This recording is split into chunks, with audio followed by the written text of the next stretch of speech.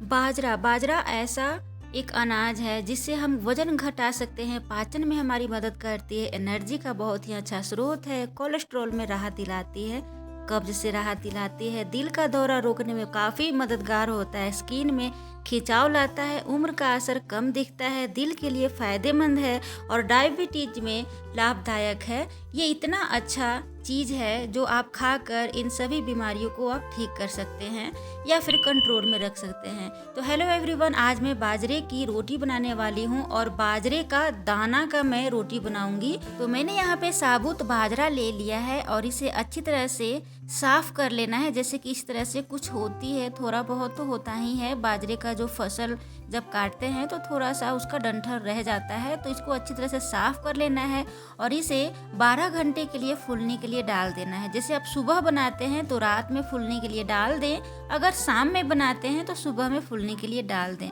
तो इसे अच्छी तरह से फुला लेना है बिना किसी सोडा का। 12 घंटे के लिए आप सिर्फ नॉर्मल पानी में डालेंगे तो अच्छी तरह से ये फूल जाएगा। मैंने इसका पानी निकाल लिया है और अब इसका पेस्ट तैयार करूँगी। तो थोड़ा सा पानी देकर अच्छी तरह से, जैसे आप चटनी का पेस्ट बनाते हैं उस तरह से आपको पेस्ट बना लेना है। तो अगर आप इस तरह से खरा साबुत बाजरा का रोटी बनाते हैं तो ये आपके लिए काफ़ी फ़ायदेमंद होता है, क्योंकि ये अनाज जब पानी में फूल जाता है तो फूलने के बाद काफ़ी प्रोटीन रिच हो जाता है इसमें।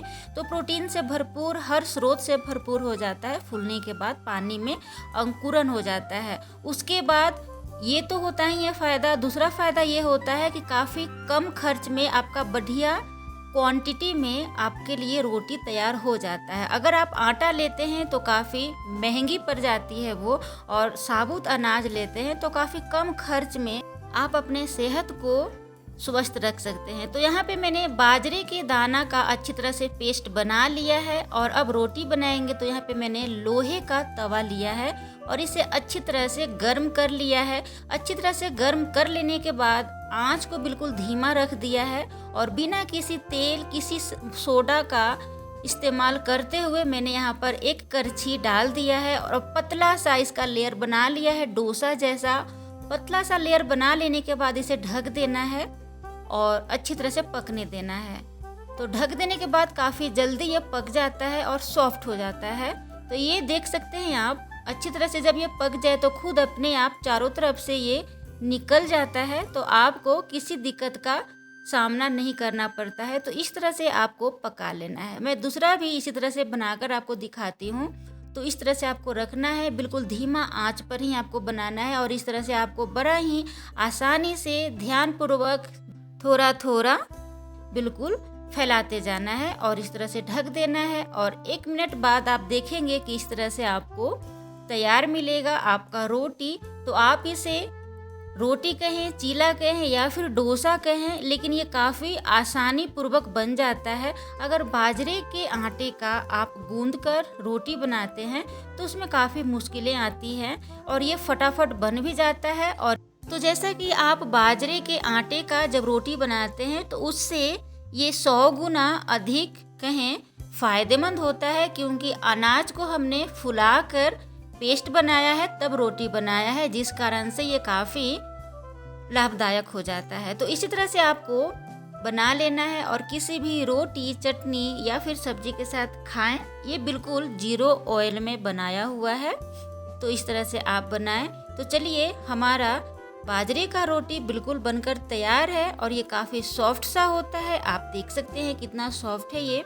अगर आप हॉट पॉट में या कहें कैसरोल में रखते हैं तो ये अधिक मात्रा में सॉफ्ट हो जाता है। तो इस तरह से बिल्कुल ही सॉफ्ट रहेगा। तो आप भी अपने घरों में इस तरह से बाजरे का रोटी बनाएं। तो इस तरह से आप अपने घरों में छिलका सहित साबुत अनाज का यानी कि बाजरे का आप रोटी बनाएंगे तो अधिक फ़ायदेमंद रहेगा आपके शरीर के लिए, क्योंकि इसमें तो छिलका बिल्कुल इसी में मौजूद है, छिलका तो निकाला हुआ है नहीं, इस कारण से ये काफ़ी फ़ायदेमंद होता है। तो अब यहाँ पे मैंने दही लिया है और दही को अच्छी तरह से मैं फेंट लूँगी और फेंट लेने के बाद नॉर्मली इसका तड़का लगाऊंगी। तो इस तरह से आपको फेंट लेना है। किसी चम्मच की सहायता से भी आप अच्छी तरह से इसे फेंट सकते हैं। तो हमने इसे फेंट लिया है और अब इसकी मैं लगाऊंगी तड़का। आप चाहें तो इसका बिना तड़का का प्रयोग किए हुए आप खा सकते हैं। तो ज़रूरी नहीं है कि आप तड़का ही लगाएं, पर थोड़ा तड़का लगा देने से क्या होता है कि टेस्ट में थोड़ा अंतर आ जाता है। तो यहाँ मैं हींग, सरसों, काला सरसों दाना, हरी मिर्च का तड़का लगाऊंगी। तो यहाँ पे मैंने सरसों तेल, हींग, काला वाला सरसों और हरी मिर्च का तड़का लगाया है। और आप चाहें तो यहाँ पे करी पत्ता भी डाल सकते हैं, मतलब करी पत्ता का भी तड़का लगा सकते हैं। और यहाँ पे मैंने स्वाद अनुसार काला नमक डाला है और इसे अच्छी तरह से मिक्स करेंगे। तो चलिए, हमारा दही तड़का भी तैयार है। और अब हमारा बाजरे का रोटी और ये रहा ग्रीन चटनी। मैंने यहाँ पे धनिया पत्ता, आंवला, लहसुन, अदरक और मिर्च का इस्तेमाल किया है, हरी मिर्च का। पर मैंने यहाँ पे सरसों तेल का इस्तेमाल नहीं किया है चटनी में, पर मैंने उसमें नमक डाल दिया है स्वाद अनुसार। और ये रहा हमारा दही का तड़का। तो आप चटनी दही के साथ खाएं या फिर दाल के साथ या फिर सब्जी के साथ, ये आपकी अपनी चॉइस है। पर मैंने आपको सिखा दिया कि इस तरह से आप ब्रेकफास्ट, डिनर या फिर लंच कर सकते हैं अपने शरीर को स्वस्थ रखने के लिए, और बीच बीच में टेस्ट को चेंज कर सकते हैं। तो आप देख सकते हैं कितना सॉफ्ट सा है, काफ़ी सॉफ्ट होता है और काफ़ी हेल्दी होता है। तो इसी तरह से अपने शरीर को स्वस्थ रखें और हमारे चैनल को सब्सक्राइब कर सकते हैं, लाइक कर सकते हैं, और वीडियो पसंद आए तो शेयर भी कर सकते हैं। मिलते हैं जल्द ही नेक्स्ट वीडियोज में। Thank you so much for watching friends.